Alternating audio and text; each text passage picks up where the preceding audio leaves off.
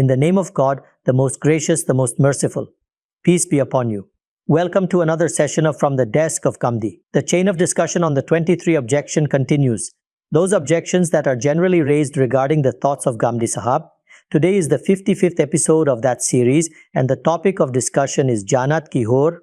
We have already completed 2 episodes on this topic, and today we are beginning the 3rd episode. Thank you, Ghamidi Sahab, for your time as always. Let us begin. I wish, without any hesitation or any introduction, to start directly from the point we had previously reached. The topic had progressed to the extent that, according to the tradition of our knowledge, a debate arises as to whether the Hor are independent beings or whether they are the women of this world. You were unveiling the fountains of the intellectual and scholarly tradition of the past. You initially told us that Imam Razi had mentioned the existence of 2 schools of thought. I would request you to continue further and explain to us what the other scholarly traditions say with regard to this subject. Before proceeding further, we should briefly recapitulate a few points. We examined the Book of God Almighty, the Quran. There it became absolutely clear that the Quran informs us that women will be present there, their pairs will be formed, people will be wedded together, they will become spouses of one another. This will be the relationship between men and women, about which we are already well aware. However, the question of where those women will come from has not been explained explicitly by anyone. Their attributes were described. Their beauty, elegance, and their character were elaborated upon. After that, we examined the narrations. Among those which may be attributed to the Prophet, peace be upon him, nothing of this nature was described there either. I had stated that in such a situation, when neither clarity is obtained from the Quran nor from the Hadith, then naturally the opinions that are formed are based solely on presumptive indicators. That is, one examines whether, keeping a particular statement of the Quran in view, they may be assumed to be the women of this world, or whether a certain point mentioned in a Hadith indicates that they would be a different creation altogether. Thus, arguments are developed on the basis of presumptions. We had reached the point where a similar process occurred. Since the human being by nature generates questions within himself, God Almighty has endowed him or her with the faculty of reasoning. So, when a person establishes certain fundamentals, those fundamentals themselves generate their own demands and requirements. Accordingly, this question also arose among people, and they began to contemplate that since the Quran states that they will be fair, doe-eyed, delicate maidens of similar age, and likewise mentions many other attributes, and considering the image that is drawn in the narrations which we presented before you, the question naturally arises, who exactly are these women? I had said that when we observe people beginning to understand the Quran, this process obviously belongs to the period of the companions. That is, after the period of the Prophet, peace be upon him, came to an end, such questions would inevitably arise, and people would begin reflecting upon them. Thus, it was the period of the companions. After that came the period of the successors. Among them, there were numerous individuals who used to teach the Book of God Almighty. They educated their students regarding it. They attempted to remove the doubts that arose in relation to it. So all of this material, although it did not exist in a formalized genre like tafsir, for example, Abdullah ibn Abbas, may God be pleased with him, had not authored a tafsir, nor had Mujahid or Ikrimah written a tafsir. Nevertheless, their views related to interpretation existed in the form of narrations and transmitted reports.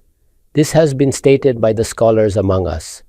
When we examine these materials, we come to realize that 2 distinct opinions emerge, and I concluded at that point that among the opinions preserved in written form, one opinion belongs to Hassan al-Basri, may God have mercy upon him, and that opinion was that these would not be a separate creation.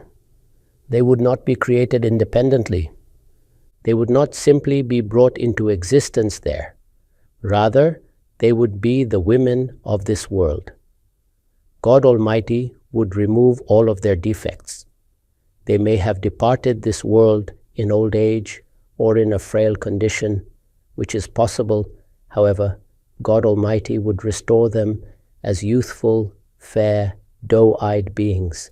And all those attributes mentioned in various places in the Quran would be instilled within them, just as they have been mentioned in the narrations. This was his viewpoint. And the narration reported from Abu Huraira, may God be pleased with him, which I had presented to you earlier.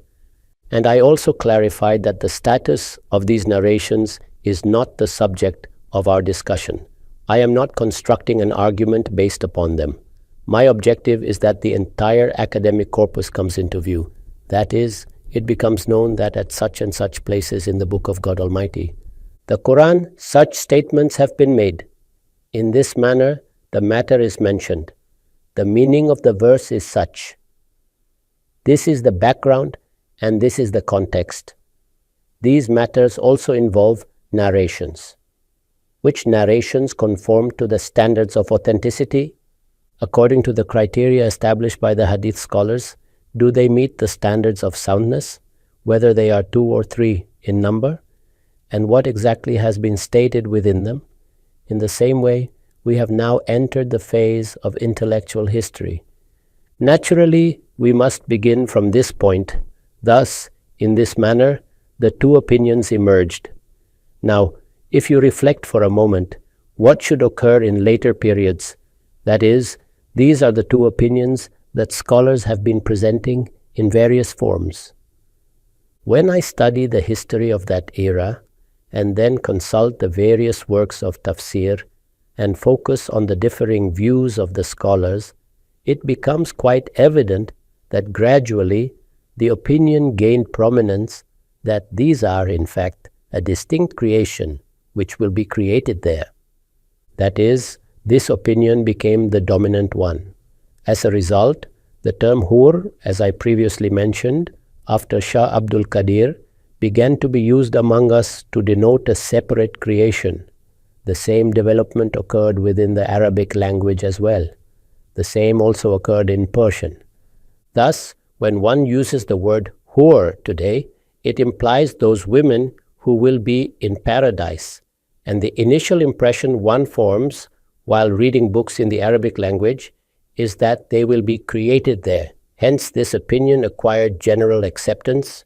That is, the beginning originated there, but the majority eventually accepted it.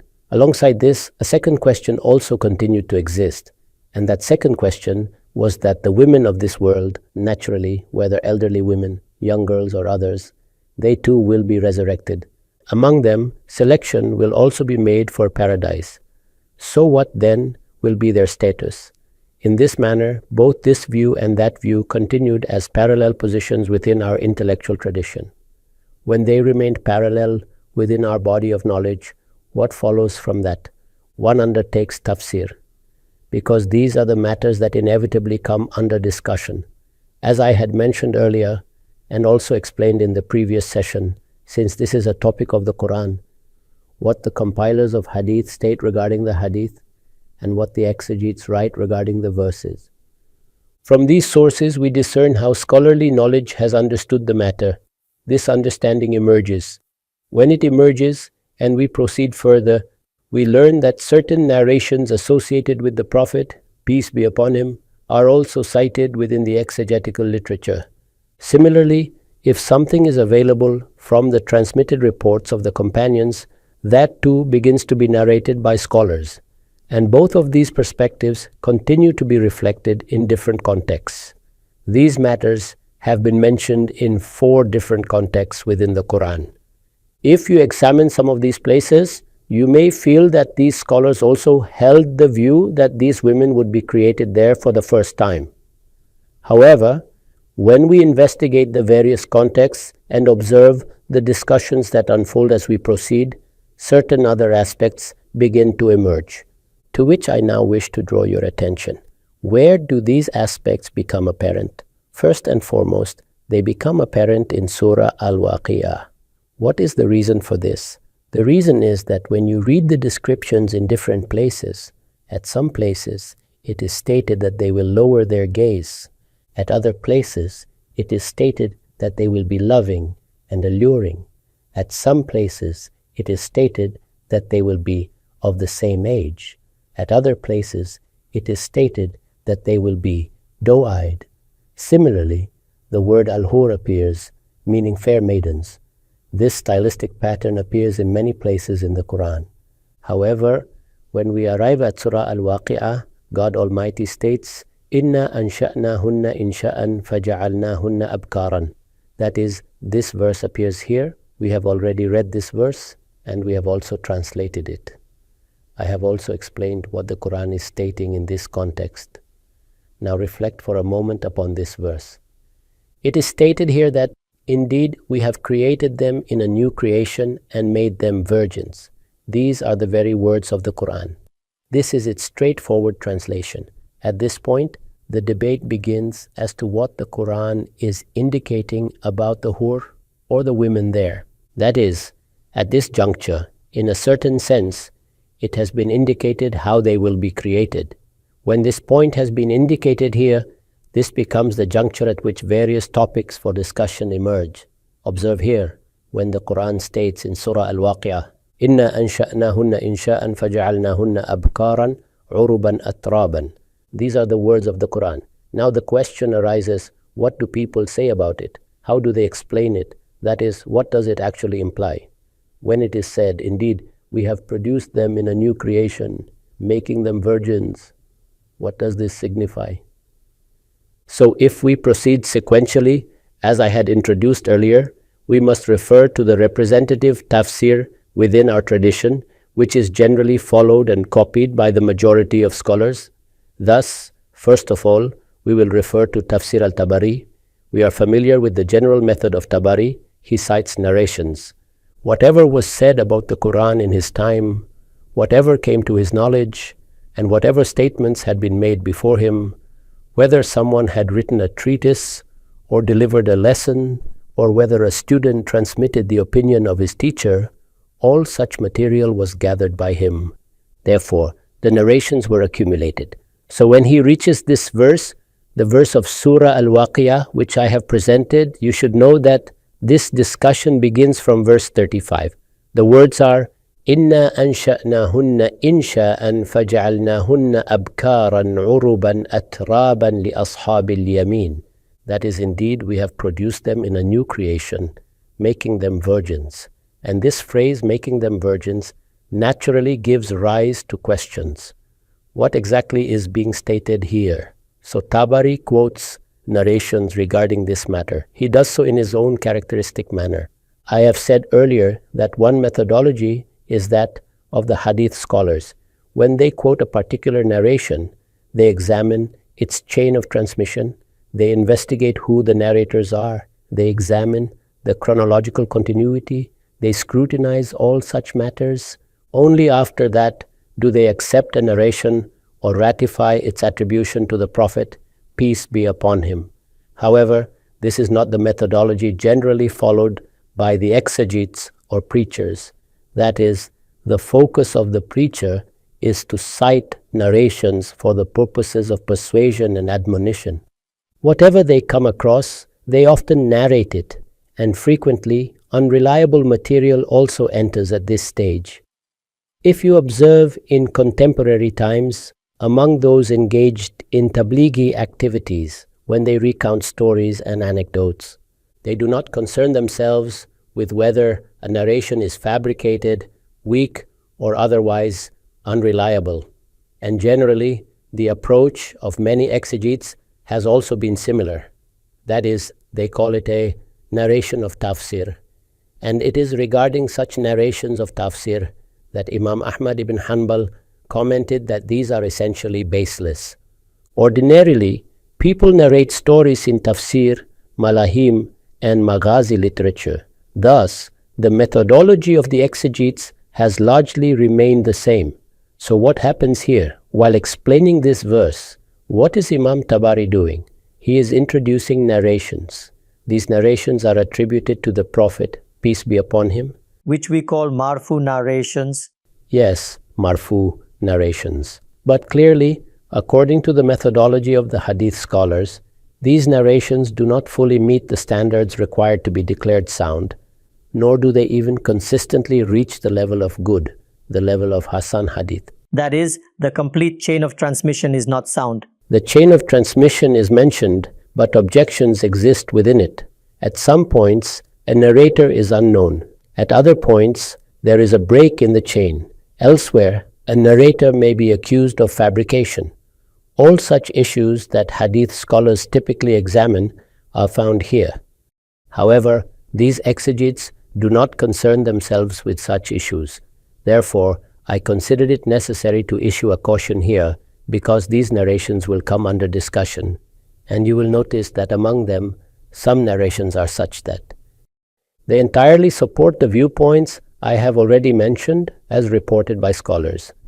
Yet I have not presented even those. The reason is to make you aware of the responsibility involved in presenting narrations which must always be kept in mind. Thus, I did not select them. However, when such narrations appear here, it should not be surprising, for this has been the established practice of our exegetes. And they accept them. Yes, they accept them. They argue and interpret the Quran on their basis without worrying about such matters. That is, they do not apply the principle of determining what level of attribution to the Prophet, peace be upon him, is required before citing a narration. Since they do not observe this caution, they speak in the same manner as preachers speak. They narrate anything for the purpose of moral exhortation and claim that through this, people's faith is strengthened, attachment to religion is cultivated. A vivid image of paradise is formed and that no harm results from this practice. Thus, this warning was necessary. After this, you can see what details are being presented. They referred to narrations obtained through various routes and then explain that this is what the verse means. Once again, recall the verse, Inna ansha'nahunna insha'an faja'alnahunna abkaran. That is, regarding the women of paradise, God Almighty states in Surah Al-Waqiyah, indeed, we have produced them in a new creation, making them virgins. So Tabari says that this tafsir is reported in association with the Prophet, peace be upon him. Of this verse? Yes, the tafsir of this verse. And this narration is attributed to Anas ibn Malik. When the Prophet, peace be upon him, was asked about this verse, what did he say in response? Listen carefully to these words. Hunna lalati kunna fi dunya ajaiza umshan rumsan. It is reported that the Prophet, peace be upon him, said, these are the same women who were elderly and worn in the world, whose eyes had become hollow and filled with discharge, who were close to death. These very women will be transformed into virgins there by God Almighty.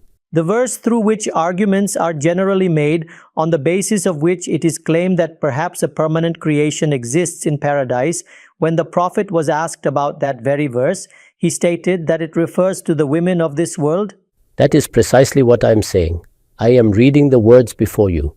That is, these narrations are of the same category as tafsiri narrations. However, I wish to emphasize that we have now entered the academic domain.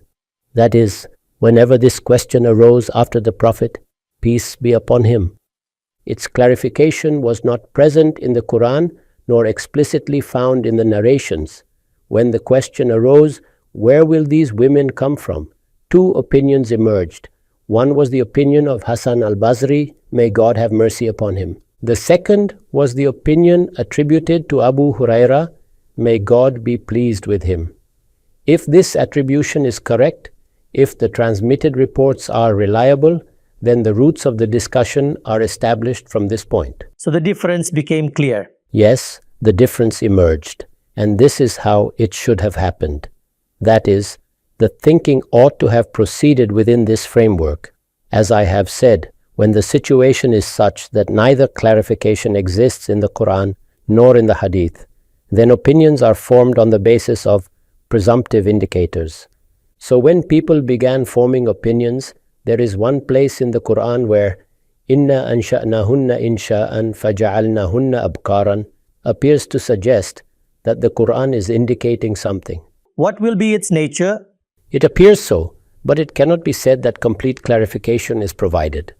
Nevertheless, the Quran does state, indeed, we have produced them in a new creation, making them virgins. So where did this production take place? How will they be transformed into virgins? This itself becomes a subject of discussion. Keeping this in view, Ibn Jarir al-Tabari presents his tafsir and quotes this narration. And he says that this is its explanation. That is, this is the meaning of the verse. So listen once again. Hunna lalati kunna fi dunya ajaiza umshan rumsan. The Prophet, peace be upon him, said, these are the women of this world, those who became old and worn, whose eyes became hollow and filled with discharge. These women will be transformed by God Almighty. The same narration, through a different chain, is reported from Lady Salama. There, the wording is even clearer. The wife of the Prophet, peace be upon him. Yes, she is the wife of the Prophet, peace be upon him, one of the pure wives and a mother of the believers. She asked this question. Here, additional detail is present. She said, قلت يا رسول الله أخبرني عن قول الله إنا أنشأناهن إنشاء فجعلناهن أبكارا. She states that she asked the Prophet, peace be upon him, please inform us when the Quran says, indeed, we have produced them in a new creation, making them virgins. What does it mean? So this question also arose in her mind. If this narration is correct, and as I have said, these narrations belong to the category we term tafsiri narrations, if the transmitted report is sound, if the attribution to the Prophet, peace be upon him, is reliable, then based on that it is a marfu narration and may be treated as a hadith. But as I have already clarified, as far as the chain of transmission is concerned, it cannot be declared sound, nor can it be maintained at the level of Ahsan. Right. Such narrations, when assessed according to the methodology established by the hadith scholars, are subject to severe criticism. Nevertheless, tafsir is still being derived from them. He states that Lady Salama, the mother of the believers, asked the Prophet regarding this matter. She says, قُلْتُ يَا رَسُولَ اللَّهِ أَخْبِرْنِي عَنْ قَوْلِ اللَّهِ. That is, she recited the verse further and asked what it means. So what does it truly imply? Indeed, we have produced them in a new creation, making them virgins. Now listen to the reply. She states that the Prophet, peace be upon him, said in response, هُنَّ لَلَاتِي قُبِضْنَ فِي الدُّنْيَا عَجَائِزَ رُمْسًا شُمْتًا. He said, these are the same women whose lives were taken in this world, that is, whose souls were seized here, when they had grown old and worn, whose eyes were filled with discharge, and whose hair had turned grey. خَلَقَهُنَّ اللَّهُ بَعْدَ الْكِبَرِ فَجَعَلَهُنَّ أَبْكَارًا. Thus, when God Almighty resurrected them, despite their having reached such advanced age, He turned them into virgins. This statement, فَجَعَلْنَاهُنَّ أَبْكَارًا, was elaborated by the Prophet, peace be upon him, with reference to this narration. Ibn Jarir al-Tabari holds this view regarding this narration. He has transmitted it as such, and by citing this narration, he conveys that the Prophet, peace be upon him, has himself provided this explanation. Is this point clear? It is clear. Now after this, let us move further ahead. The year of death of Ibn Jarir al-Tabari is 310 Hijri. 310 Hijri. We now proceed further. We now refer to Zamakhshari. As I mentioned earlier, the name of his tafsir is Al-Kashshaf. He is among the leading authorities in the lexical sciences and in the knowledge tradition of figurative and metaphorical language. He has authored several works in these disciplines. Kashshaf itself enjoys a highly distinguished status. That is, although the views of scholars or exegetes may differ, in these sciences, he is regarded as an authority. He passed away in 528 Hijri. Thus, after Tabari, we now present him. I have already stated that, in a sense, he represents a particular angle of interpretation. That is, when one selects from among the various tafsirs, one chooses representative works. As I said earlier, by selecting the foundational tafsirs, we demonstrate how an issue has been viewed within the scholarly tradition. When he too arrives at this verse, that same verse, إِنَّا أَنْشَأْنَاهُنَّ إِنْشَاءً فَجَعَلْنَاهُنَّ أَبْكَارًا. Observe what he writes. He too confronts the same question. What exactly is this verse saying? What information has God Almighty provided here? Does it clarify anything for us? That is, Regarding the maidens of paradise or the women of paradise, will they be created there? Will they be born there? Will all the means of their existence be exclusive to that realm? Or are they the women of this world? What will be their status? He too faces this question. Now see what he writes. He states, فَإِمَّا أَنْ يُرَادَ اللَّاتِي يَبْتُدِئَ إِنْشَاؤُهُنَّ. One possibility is that it refers to those women who will be created there. That is, they will be created anew. They are not the women of this world. They will be brought into existence there. Their creation will occur there, so whatever pertains to their creation will be shaped in a manner that they become alluring, virgins endowed with beauty, elegance, and appropriate character. The opinion attributed to Abu Huraira, That is, the report attributed to Abu Huraira, may God be pleased with him. Thus he says this is one possible interpretation. You observe that Ibn Jarir quoted one hadith in this regard and limited himself to that explanation. therefore his preference became evident. Yes, his preference became evident. However, this is not the approach taken in Al-Kashaf. Zamakhshari does not proceed in that manner. He states that both possibilities may be intended. فَإِمَّا أَنْ يُرَادَ اللَّاتِي يَبْتُدِئَ إِنْشَاؤُهُنَّ. One possibility is that these women, about whom it is said, indeed, we have produced them in a new creation, are women whose creation will take place there. They are not from this world. This is the first possibility. What is the second? أَوِ الَّتِي أُعِيدَ إِنْشَاؤُهُنَّ. The second possibility is that these are women who lived in this world, who came here and spent their lives here, and were then bestowed a new creation. God Almighty recreated them, just as you and I will be recreated. Thus, he says that, first and foremost, these are the two plausible interpretations. That is, what does this mean? It means that a person who possesses refined linguistic taste, who is deeply grounded in literature, who is also an exegete of the Quran with extraordinary scholarly standing, states that these words are not definitive. That is, within these words themselves, both possibilities linguistically exist. As I have repeatedly emphasized, had the Quran stated this matter explicitly, the decision would have been clear. Had some point been stated explicitly in the narrations. By narrations, I mean those whose attribution to the Prophet, peace be upon him, could be established with certainty, then too, the matter would have been settled. Thus, first of all, he states that within these words, both interpretations are linguistically viable. This or that, both can be said.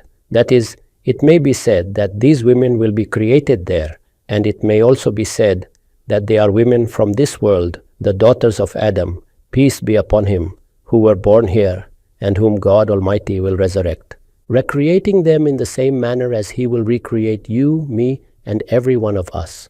Thus, they will be given this form and condition. Both possibilities exist as far as the wording is concerned, and he begins his explanation from this premise. After this, he says, وَأَنْ رَسُولَ اللَّهِ صَلَّى اللَّهُ عَلَيْهِ وَسَلَّمَ. That is, although a narration exists in association with the Prophet, peace be upon him. I had already said that his methodology is similar. He cites narrations without it being necessary that their chains of transmission are strong, or that they are sound, or even of the level of Ahsan. He too cites such narrations. This is the same narration which I have already read to you. Although the wording is slightly different, he states that it is narrated from the Prophet, peace be upon him. أن أم سلمة رضي الله عنها سألت عنه قول الله تعالى إنا أنشأناهن.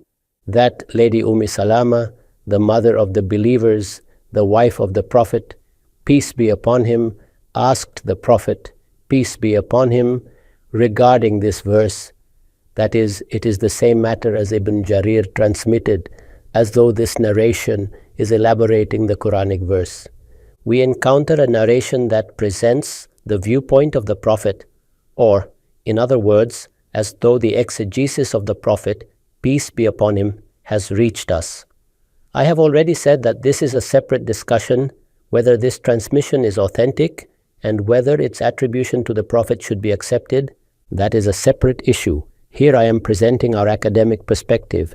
How do our exegetes view this matter? So he quotes that Lady Salama, may God be pleased with her, asked the Prophet, peace be upon him, about this verse. What was the response? Ya Salma, hunna allati qabadna fi dar ad-dunya, ajaiz, shimata ramsan, ja'alahunna Allahu ba'da al-kibar. The Prophet, peace be upon him, replied, O Salama, these are the same women who died in this worldly abode, whose souls were taken from here, who grew old and frail, whose hair turned grey, whose eyes became hollow and filled with discharge.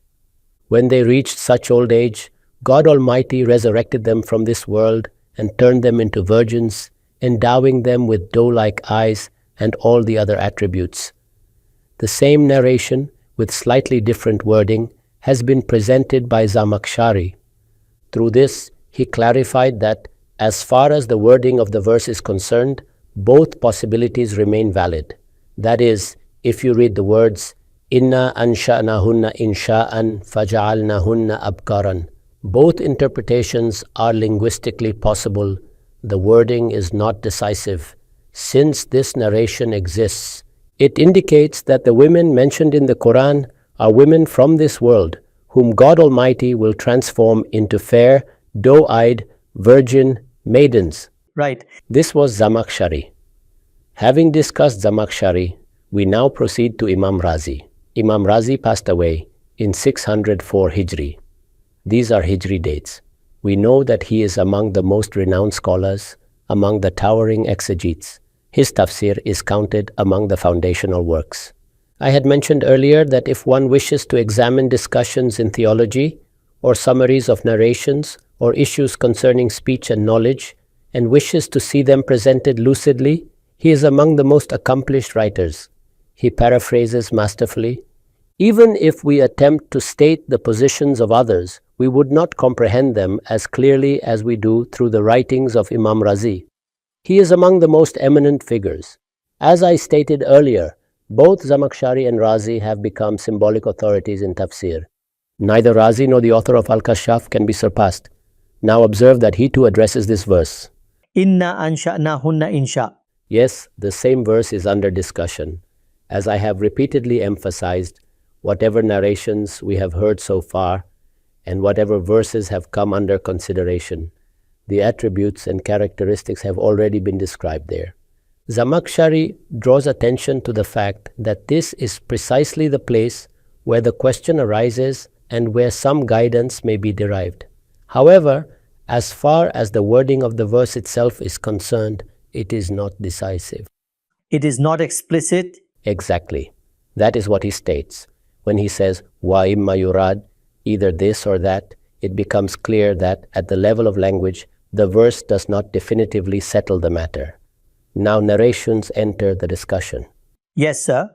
That is, some hadith or report is cited and conclusions are drawn on the basis of contextual indicators, what we call qara'in. One of the two possibilities must then be preferred. Now, consider what Imam Razi does here. With respect to this verse, he explicitly states that there are two possibilities. The same as Zamakhshari? Yes, exactly the same. He writes, يَحْتَمِلُ أَنْ يَكُونَ الْمُرَادُ الْحُورِ. One possibility is that what is meant by إِنَّا أَنْشَأْنَاهُنَّ إِنْشَاء is the hur, that is, those women who are mentioned elsewhere in the Quran as inhabitants of paradise. Notice that he uses the word hur in exactly the same way it is commonly used in Urdu and other languages today. When we say hur, we immediately understand it to refer to women of paradise. The natural impression is that these women are created there, in paradise itself. 5 or 5.5 centuries have passed since the revelation of the Quran. When words enter a language and circulate over time, they acquire specialized meanings shaped by usage, literature, and culture. Then why does the same translation persist in Al-Kashaf and in Shah Abdul Qadir? Because even while translating the original text, explanatory usage inevitably follows linguistic convention. When scholars elaborate a point, they employ words as they are commonly understood in their intellectual and literary milieu, just as happened in Persian literature, Urdu literature, and poetry. So Ra'azi says that one possibility is that Hur are meant creatures of paradise created there for the first time. If that is accepted, then Insha here means origination or first creation, ibtida, completely unrelated to worldly existence. So they would be entirely new creatures. Yes, human beings, of course, not jinn or fairies, but not creatures of this world. This is the first possibility, and it corresponds to what Zamakhshari had already stated, though in a more concise form.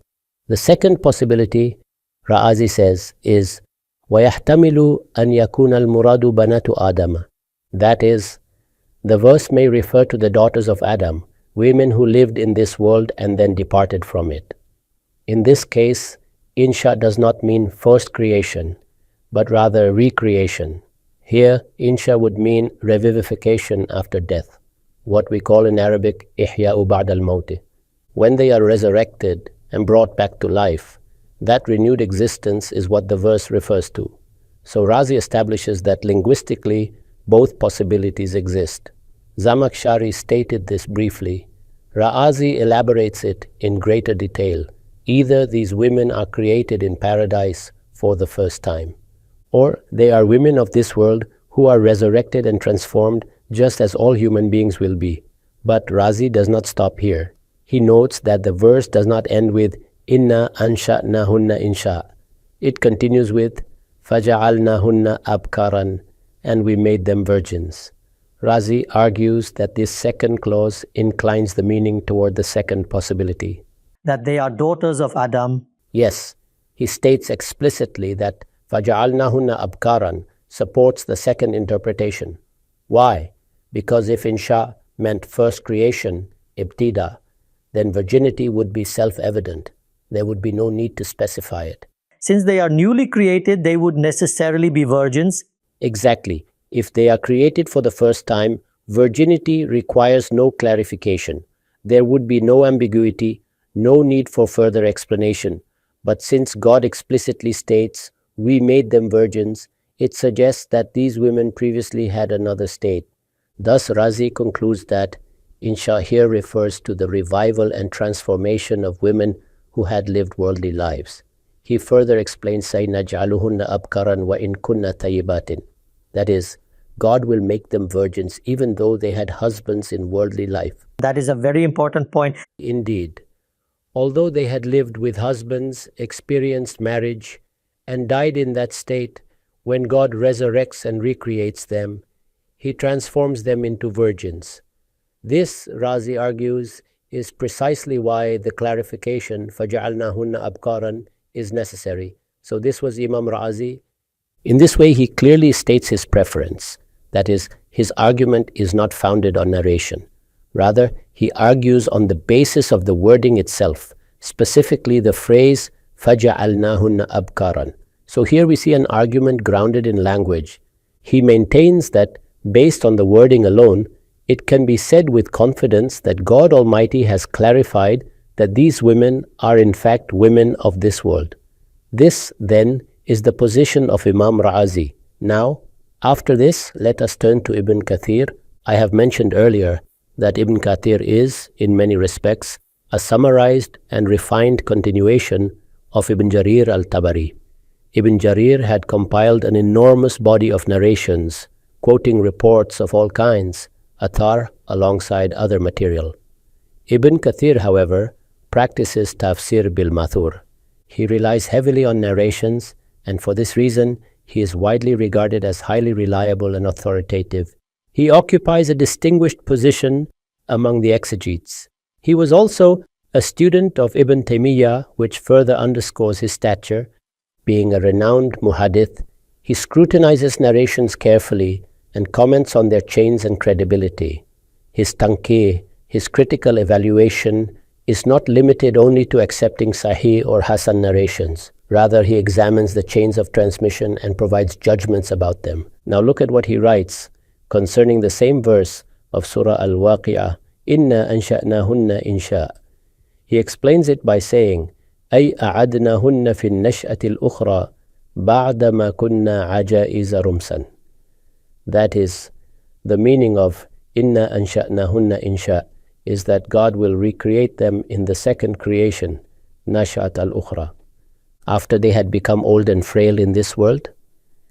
As all human beings will be resurrected on the day of judgment, this second life is referred to as Nash'at al-Ukhra or Nash'at al-Thaniya. The first creation occurred in this world, the second will occur there. Thus, Ibn Kathir explains that insha here signifies recreation, renewal after death. So it is a repetition? Yes, that repetition is precisely what is implied.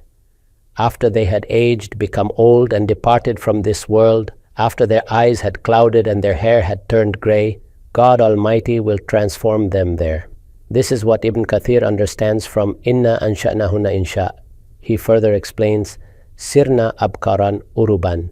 That is, although they had grown old in this world, when they arose in the hereafter, they would be virgins again, beloved and affectionate. Ay ba'da thuyubatin udna abkaran uruban. This means that although they had been married, had husbands, and lived conjugal lives in the world, when God resurrected them, He restored them as virgins. This, according to Ibn Kathir, is the meaning of the verse. From this explanation, it becomes clear which interpretation he prefers regarding Inna ansha'nahunna insha. From all of this, you can see how our scholarly tradition has understood this matter. After hearing these discussions, one might say that there is room to believe in two categories: some women whom God Almighty creates directly in paradise, and others who come from this world and are transformed there. There is scope for such an understanding. However, the claim that this matter is entirely new or unprecedented, something on which the Muslim Ummah has unanimously agreed, has no basis whatsoever. There is no consensus of that sort. Neither the Quran nor the narrations establish such exclusivity. What I have presented to you is how Muslim scholarship has historically perceived this issue. Ghamidi Sahab, unfortunately we have run out of time. I would like to sincerely thank you for once again presenting in such depth and clarity the scholarly tradition of the past, the concerns of the scholars, the views of the ulama, the classical source books, and the Ummahat al-Tafasir, and for laying out the different opinions on this issue so comprehensively. It is now as clear as 2 plus 2 make 4 that you were not the one who initiated disagreement on this matter. Our scholarly tradition itself demonstrates that multiple opinions have existed, and this fact stands firmly established. However, the most important question that remains is this: after all this discussion, what is your own argument and reasoning? What is your preferred position? How do you personally understand this issue? I also have some narrations with me that appear to challenge your position, and I would like to present them to you and hear your response. We will bring each point under discussion. Unfortunately, our time has come to an end. God willing, we shall resume this discussion in a future session. Thank you very much for your time. Thank you very much.